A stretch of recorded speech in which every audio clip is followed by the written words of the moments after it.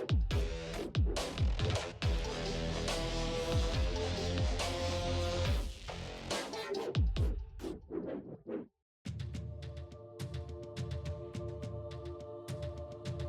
morning, I know, me again. Today another ring from Zack Djurica from Nomadicartsarchery, a pretty shiny one. You get it again in this nice pouchy, and this is the Bozhur. This one was a metal detector finding in southern Serbia. Bozhur means flower of the battlefield or something, so in memory of all the fallen people on the battlefields. And so it's a very small one, a little like I had once one from Croatia, an Hungarian one. It's looking almost the same, or a very small Ottoman ring.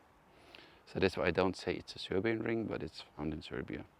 So fit, of course, again from my thumb made, casted and nice polished.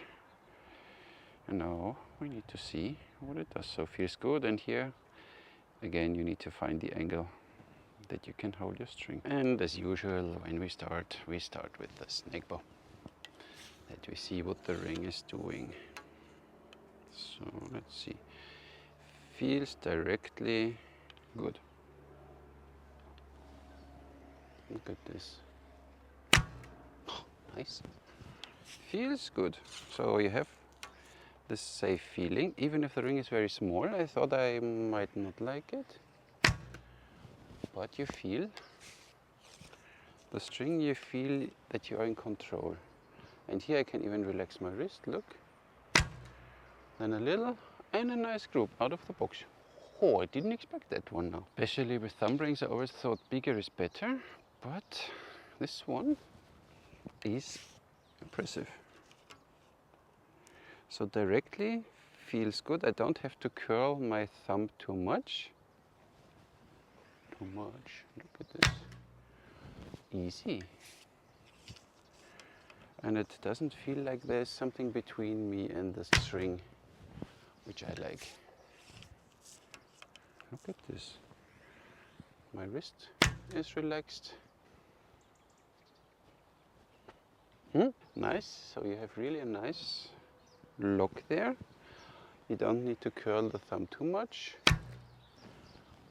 Arrows are only too heavy, that's why they don't fly properly with this bow. String twist. Nice. Look at this. I think I like this ring. So with this one, you don't have a learning curve because you know where the string rests, at least for one who already used thumb rings. If you use the other thumb ring, the mining grave number 5 ring, has a learning curve, but when you just start shooting thumb ring, then every ring has first a learning curve, but with this one you feel directly more familiar. But you know, low poundage, everything is fine. Let's shoot this Bozhur with the Saracen. Even there, it feels good, so I don't feel like I have something interfering with me and the bow. That was nice. Let's see, proper shot now. Yes, and I expected to scratch my thumb a little more, but not. String twist katra. This ring does everything, it feels good. This one, it's a little smaller at the back. You feel it a little in the beginning, but you get used to it. That's why don't start directly with your heaviest bow. If you get a thumb ring, shoot it with a low poundage until your thumb gets used to. And that's fine. I don't need to lock too tight. Feels just fine. Let's see, look. Do you see what the ring is doing? Works nice. But filming and shooting and center shot. Now we got. Now I have it. Look. Yes. This one hurts a little. Here you see a little on this side. A little. Here I don't feel anything. That's fine. But here is it. Here it pinches a little bit. But it's nothing serious. As said, when you start with a low poundage bow, ensure that your thumb gets used to this ring. Bozhur again, first arrow, no string twist, no katra. I hope I manage. A little string twist maybe. String twist. Goes where I want it to. And string twist katra. Needs a few shots, but this ring feels really good. So these arrows are a little too stiff for the snake, obviously. First shot, no string twist, no katra. Arrow was fishtailing a little. Now we do katra. Feels nicer. And now we do string twist and katra. Yeah, still a little bobby. These arrows are a little too stiff. This is a ring I can see myself shooting all day long. So now, of course, with the low poundage, it's fine.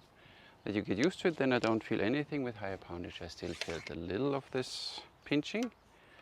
But this one just works. You don't have to think. See, no katra, then you heard the arrow sliding on the bow, slapping. Bit katra. Bit katra and string twist, and you didn't hear anything. Heard the difference? That's why katra string twist makes sense, even if some people say no. And even if you see some of the major Gao Yin players, I need to show you now, because last time somebody said, yeah, but didn't Gao Yin say no katra? Depends how you define katra. For me, it's a way of follow through. And when you watch now the major, or one of the major Gao Yin shooters, when he does his Gao Zen practice, he stands there and the hand goes gently outwards. So it's not that the hand is like rock solid, not moving at all. It means you don't force it maybe, but still with your back tension, it's always this slight motion, even when they shoot Gao Ying style. So even Gao Ying has a kind of, you know, brings the bow a little away from the arrow. My opinion, but I can be completely wrong. And a quick tip, if you want to know how much katra or string twist you need, do Gao Zen, you know, this close, oops, to the target like this. Stand an arrow length away, and then practice. See, no katra, no string twist. How is the arrow landing? Do a little katra. How is the arrow landing? Do a little katra and string twist. How is the arrow landing? And then you simply analyze. Do you see the arrows? Then you simply analyze what is going on, and then you refine your technique. You can do this with your, of course, most favorite bow and poundage, that you get used to it, so you don't shoot long distance. Now I'm 150 or something away from the hay bale. And then again, no katra, no string twist. So. Katra, katra, string twist. Then you see what you need to do. I will not show you. Where's the arrow? There's the arrow. Because in this way you figure out what your arrows are doing with your bow. So in this regards, these arrows are way too heavy spined and too heavy for this bow. That's why it looks without katra and string twist the best. See?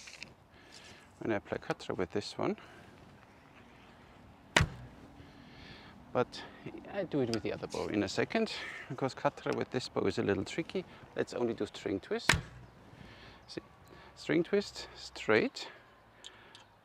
Katra with snake can be a little tricky. I get the other bow. So let's try the same with the Sarazen, short distance. You stand here, whatever, look at this distance far away. And now, no katra, no string twist. Arrow points a little with a knock to the right. Katra. Almost the same. Katra, string twist. A little less. So you see now 3 different angles. This one points a little more to the right. This one is almost straight. This one is very straight. This one is a little straight, but pointing up. And this one is completely straight. So in this way, of course, in a hay target, it's a little unforgiving. If you have a different target where the arrow sticks properly, then you see it better. But you can make it in this way, find your sweet spot of what your follow through and string twist should be. Again, without anything. Arrow points to the right. Katra points less to the right. Katra string twist. So now when you look at them, see, this one points to the right, this one is straight, this one is straight, but a little, yeah, of course on the other side, the side angle of these two is almost the same. This one points a little up. Just saying, so in this way you can work on whatever katra and string twist you want to do. And then you simply get the hang of it, short distance, and you see what the arrows are doing. Shoot 3 arrows again, tuck, tuck, tuck, and then you get one day the sweet spot, what you have to do with your bow and with your matching arrows. Because you change arrows, things will change instantly. But now back to the ring. The Bozhur ring is $50 US plus shipping, I guess, but shipping is not, I mean, it fits in an envelope, so it's not a big thing. Fully worth it, this one. For me, a little too shiny, but it's fine. You know, it looks like so I don't put it on again. So this one is for me a little too shiny. This one in this material or finish would be nice. It would be my preferred ring, because this one reminds me a little of these days, and it's long ago, long ago. But it's joking. So which one would I take if I would have to choose? If you are into something and you want to figure something historical, I mean, both are historical rings, but these ones you find more often, as I said, like a small Ottoman ring or Hungarian rings, they look very similar.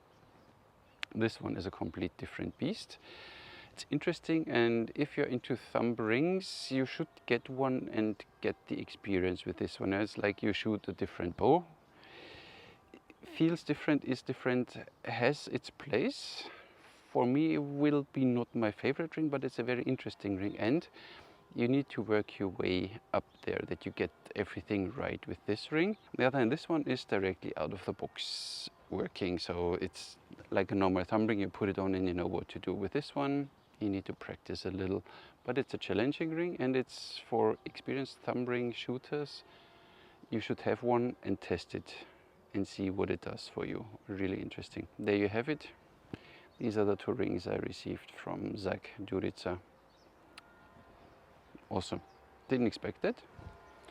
So my thumb is a little hurting now. So Zack, thank you very much for sending these rings to me so I could review them, and of course you can share them in my video. Nice one. So go check him out. I'll leave the link in the description. You can order these rings. This one I said is $50, and if you support him on Patreon, this one is $50 either. Otherwise it's $100, but simply check what he has to say. He did a lot of videos. Check how those rings are made and everything. Give him some love. Subscribe to his channel. He does a lot of nice things like quivers and rings and all these quiver details. You know, he's really an artist. So, and artists need some love, especially in these times. So check his YouTube channel, subscribe to his YouTube channel, share his YouTube channel that he gets more subscribers and more exposure. Thank you. And for me, that was everything today. Thank you very much for watching. I'll catch you in the next one.